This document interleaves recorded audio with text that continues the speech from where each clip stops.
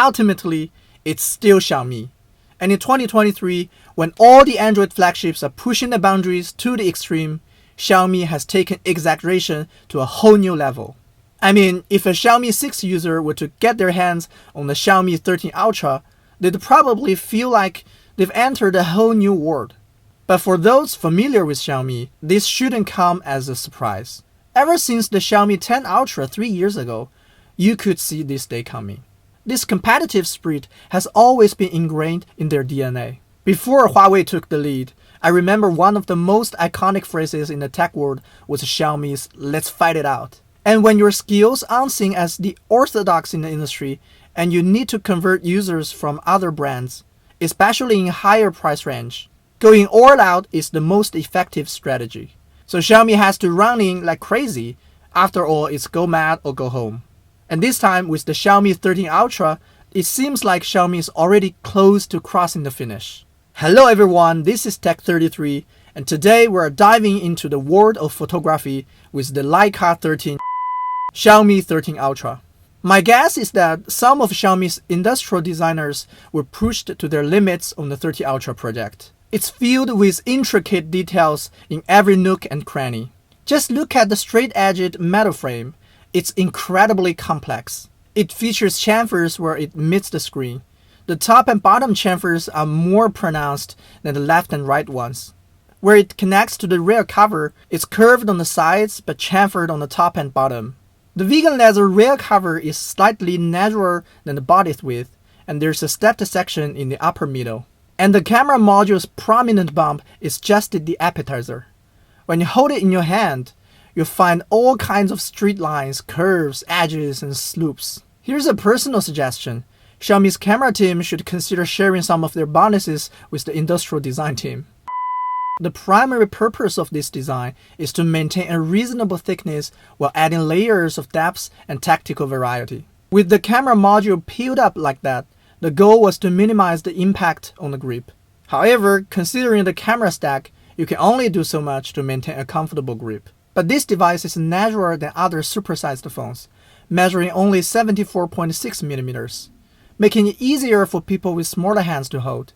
The second goal of such an intricate design is to enhance the overall sophistication. Take, for example, the limited edition blue vegan leather back on the unit I have.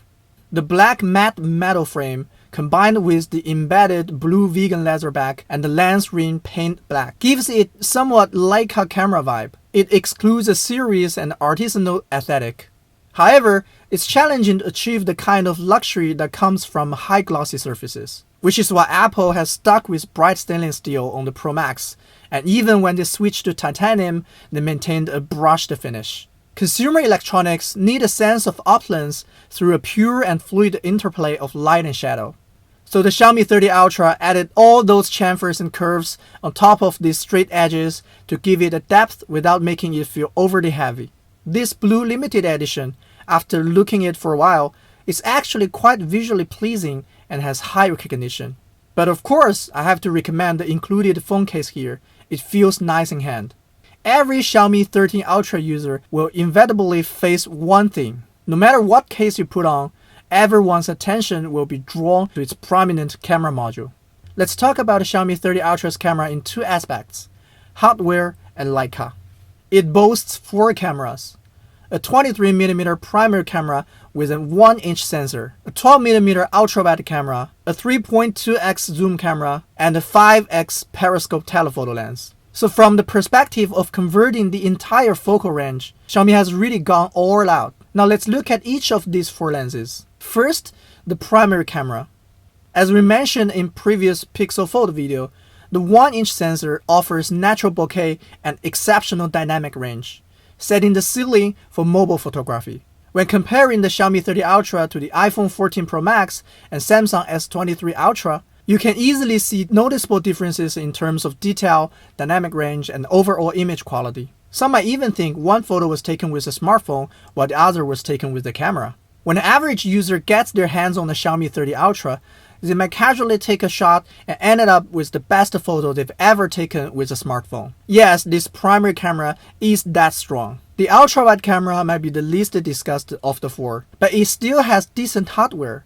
although it doesn't have a large sensor or freeform lens. The image quality is good, but not exceptional. Xiaomi has also included a macro mode with a minimum focus distance of 5 cm. Next, up to the 3.2x zoom camera, which is a focal length fiercely fought over the industry. It's great for portrait photography and also excellent for general purpose photography when you are out and about. In the 3x range, Vivo and Huawei have gone with 64 megapixel sensors, and Oppo has opted for the IMX A90. Looking at the results, I'd say Xiaomi 30 Ultra is on par with the P60 Art, and the edge quality is even better. Of course, it's better than the iPhone 14 Pro Max 3x zoom as well. In terms of absolute image quality, the Oppo Find X6 Pro is currently the king, mainly because it has a larger sensor. Now, the 5x zoom.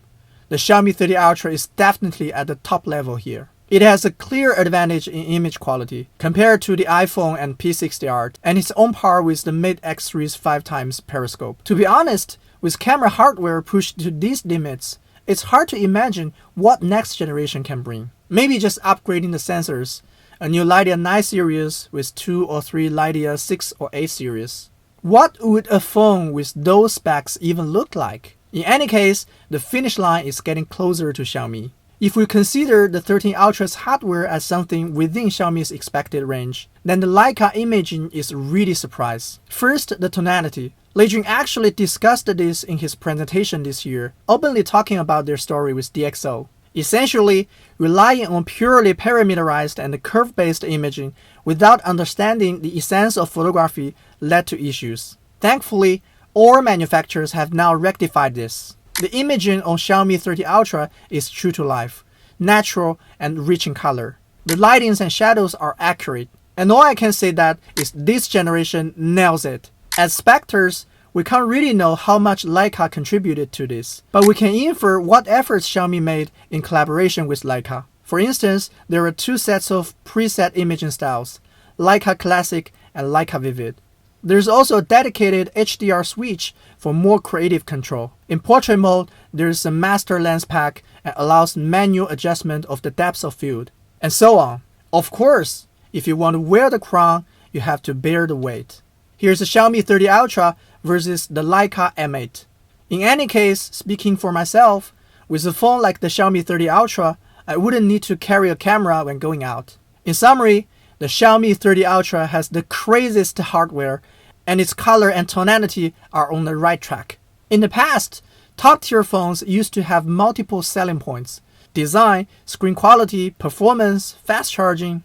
But in the last 2 years, camera has become the final battleground, breaking the so-called balance that product managers often talk about. Looking closely at the Xiaomi 30 Ultra, it's not the most aggressive in terms of performance, nor does it have the fastest charging, which is slower than some other Xiaomi phones. The emphasis here is on camera, but it may not be the best hand-feeling phone in Xiaomi's lineup.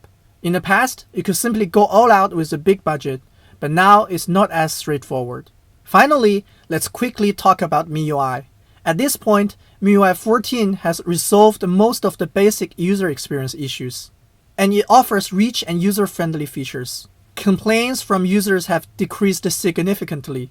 Here are 2 suggestions from my own experience. First, MIUI has been around for over a decade, and it still looks like something designed for college students from 10 years ago. I feel that Xiaomi lacks a good visual guideline. They should consider investing some of the money they spend on logo redesign into learning from Google. Second, some animations are still a bit rigid, such as the appearance of the time when you swipe through the homepage. It pops up without any transition, and it looks awkward. This is another area where Lei Jun could benefit from using a Pixel phone more often. Alright, this video should have ended here, and the Xiaomi 30 Ultra is a product that's bound to have polarized opinions. I believe that Lei Jun 30 years ago would never have imagined that Xiaomi could one day create a phone like the Xiaomi 30 Ultra. Not because it's so unusual, but because it was impossible back then. The supply chain, technology, and brand were all limiting factors. At that time, Xiaomi could only dream big and release a product with the same specs as others, but at half the price. Then I think the Xiaomi 30 Ultra is probably Lei Jun's favorite Xiaomi phone right now.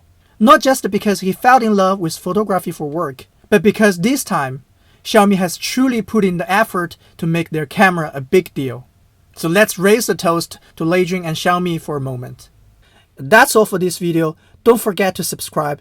I'm Tech33 and I'll see you next time.